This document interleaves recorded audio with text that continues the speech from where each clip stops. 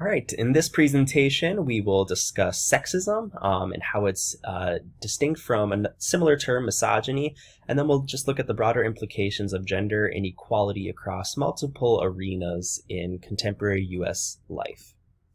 So first, a few terms. I think it's important to offer a definition of feminism because it's widely misconstrued and misinterpreted, especially in contemporary conversations.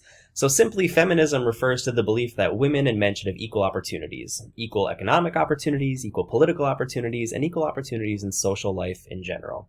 On the flip side of feminism, then, is the term sexism, which refers to a belief in traditional gender role stereotypes and in the inherent inequality between men and women.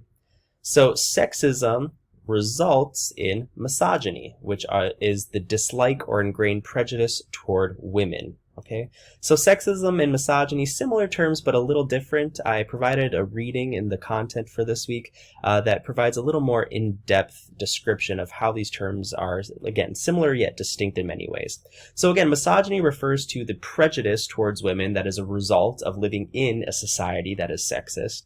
So similar to the way that all people, including people of color, develop racial bias, all people, both men and women, develop gender biases, and we're socialized to have bias against women in our society. Okay, so this is, again, a good comparison here. If you think back to when we were discussing race, we talked about how all people, even people of color, are socialized to have racial bias because we can't control the messages that are sent in the societies that we live in. And we'll take a closer look today at how some of the same structures, things like the government, the workforce, the media, portray these messages to us that teach us to privilege men and to disadvantage or have negative bias against women. In fact, a recent global study found that despite progress in closing the equality gap of gender, 91% of men and 86% of women around the world hold at least one bias against women in relation to politics, economics, education, violence, and reproductive rights. So nearly 90% of women in the US, around the world, were found to hold bias against other women. So that just shows you how pervasive, again, these institutionalized messages of things like sexism and racism are around the world. So let's take a closer look at a few specific arenas of social life where we really see a lot of sexism. First, let's offer a definition to the term patriarchy. Simply, patriarchy refers to a society where men are in power, where men have the control. The United States, of course, is a patriarchy. Our society was founded by men. Virtually all of the social structures in the United States were created by men, right? And the government and politics is definitely no exception. Still today, our society and our government continue to be ran and controlled by men. We see this in virtually every arena of politics. For example, women only gained the right to vote 100 years ago, specifically white women. It took women of color much longer to gain the right to vote, right? But so for only 100 years, women have actually been able to have a voice in electing political leaders into office. So that's pretty staggering. While it is improving, as of 2020, women account for less than 25% of Congress. Less than 25%. So 1 out of 4 of our Congress people in the United States are women, despite that women are approximately 50% of the US population. Another statistic, of course, that really emphasizes the power that men have had in dominating our political sphere is that the US has never elected a woman president. I think it is also helpful to kind of look at the United States in juxtaposition to other countries around the world, because I think there's this common misconception that in the US we have a lot of gender equality and equal representation in politics, and that is definitely not the case, right? In fact, the United States is even further unique in that we often judge other countries for being oppressive towards women, which is really interesting because a lot of these countries that we label as being very sexist, that are very oppressive towards the women, actually have better representation of women in politics than we do, right? So a recent study suggests that the US ranks 100 out of 193 countries for the percentage of women in national legislature. So we're ranked 100 out of 193 countries for the number of women we have in our national legislature. And what's surprising, if you look at some of these countries, I just hand selected a few in this table over here, a lot of the countries that we as Americans often stigmatize or label as being sexist, as being oppressive towards women, actually have more women in their government than we do, right? Look at this. Countries like Rwanda and Uganda from Africa, Cuba, Mexico, these Middle Eastern countries, Afghanistan, Iraq, Pakistan, Saudi Arabia, right? So it's really interesting to understand that that other countries around the world are actually doing a better job than we are at getting women into positions of power. But despite that, we still have these kind of stereotypical ethnocentric views about how other countries are worse or treating their women worse than we are here in the United States. Of course, that's a multifaceted issue, but that's just one way to look at this kind of unique juxtaposition here. Patriarchy also contributes to a lot of violence in our society. The power men are afforded in patriarchal societies contributes to a lot of violence, specifically against women.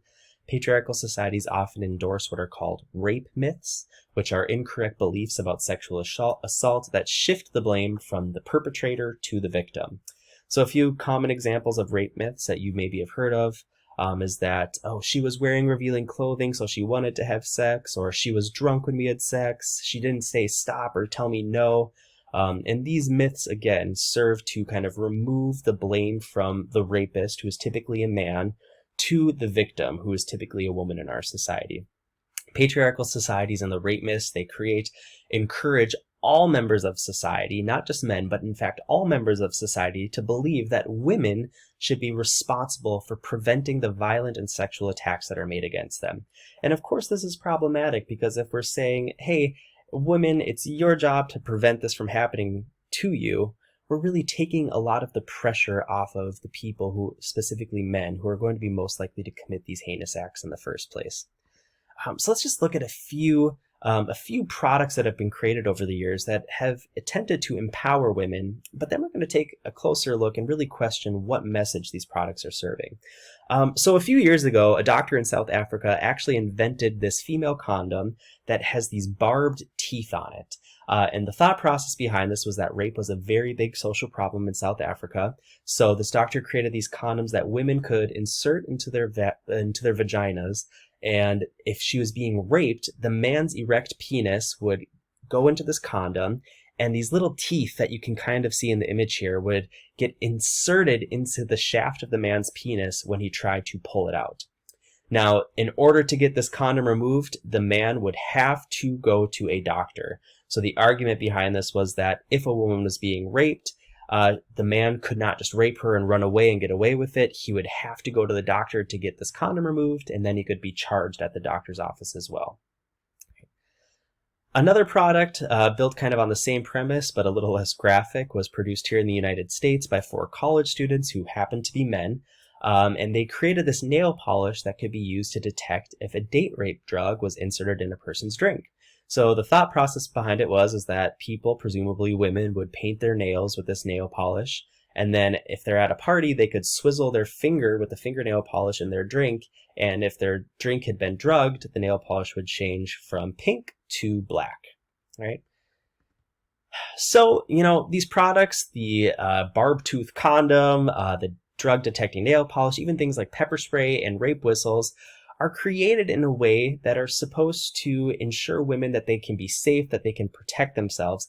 But what message do products like these really convey to our society? Well, rather than telling women that it's their job to protect themselves, their job to make sure that they don't get raped, what could we do as a society to prevent rapes from happening in the first place, right? To get rid of men predominantly who are rapists. How could we get rid of rapists instead of just protecting women from rapists? I mean, even look at the packaging on these things, right? These are clearly being marketed towards women in our society, right? This pepper spray that's pink, the rape whistle, right? There's a woman smiling, holding her purse, with her little rape whistle or a personal alarm attached to it. It's almost as if we're creating these products for capitalist production in our society and almost making money off the existence of rape instead of trying to get rid of rape altogether. So a more sociological solution to eliminating rape culture would definitely be framing rape as a social problem, right? This is an us problem, not a you problem. Definitely getting men to take ownership in the problem that they are creating here.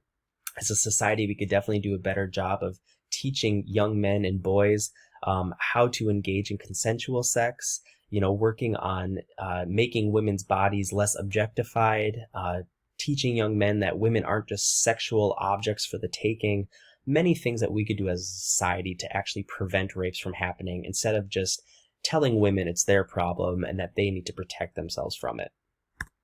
So the last arena we'll take a closer look at in this presentation is media, how patriarchy infiltrates the media.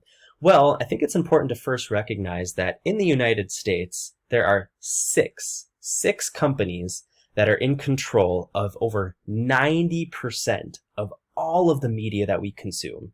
So virtually everything, 90% of what we watch, what we read, what we listen to on the TV, in magazines, on social media, 90% of that is produced by 6 companies in the United States. And this is important because each of these 6 companies is ran by a man, right? Not just any men, they're ran by white, very upper class, heterosexual, able-bodied men. So that can help us just kind of understand who's in control of producing the content that we are exposed to on a daily basis.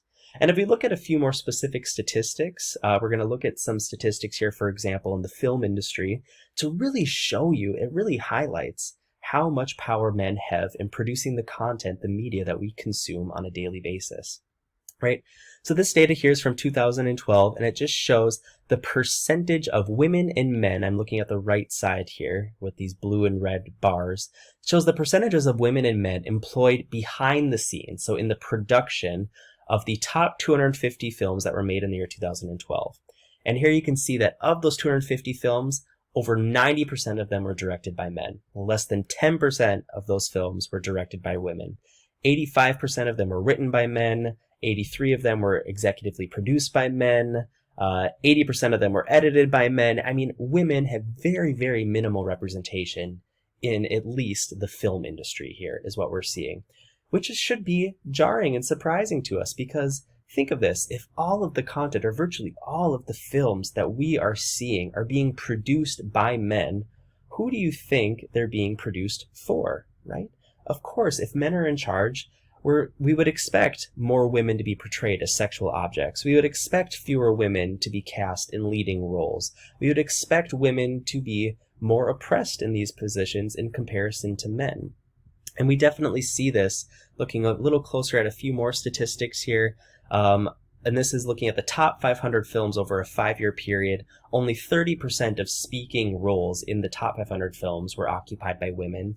Women were far more likely in comparison to men to have either sexually revealing clothing on or to be portrayed nude in nude scenes in these films. So obviously what we see is that in comparison to men, women's bodies are far more sexualized and objectified, at least in films, but definitely in other forms of media as well.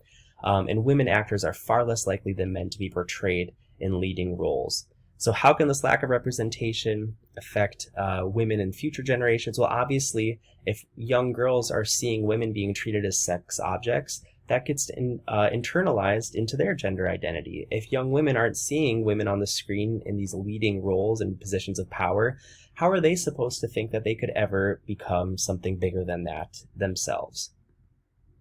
So let's quickly take a look at some sociological theories of gender inequality. Functionalism, of course, is going to argue that gender differences are essential to maintain a functional society. Functionalists would argue that having men complete certain tasks and women complete other tasks enables the maintenance of society as a whole. So for example, men can do the yard work, women can raise the babies, and that way it's an easy way to distribute the labor and the tasks that society needs to function. When people follow gender norms and fulfill their expected roles, society is able to function and remain stable. Conflict theory, of course, sees the problems associated with gender inequality, specifically that in our society, men are in power, men have access to scarce resources, and that, of course, results in the disadvantaging of women. Unlike functionalism, which supports the stability that gender provides, conflict theory argues that we need to drastically change our gender system in order to more equally distribute power between men and women. Symbolic interactionism argues that gender is something that we socially construct, right? Boys aren't born knowing that they like the color blue. We teach that behavior. So symbolic interactionists argue that if we want to get rid of gender inequality, we need to socially reconstruct the way we assign value to certain behaviors in our society.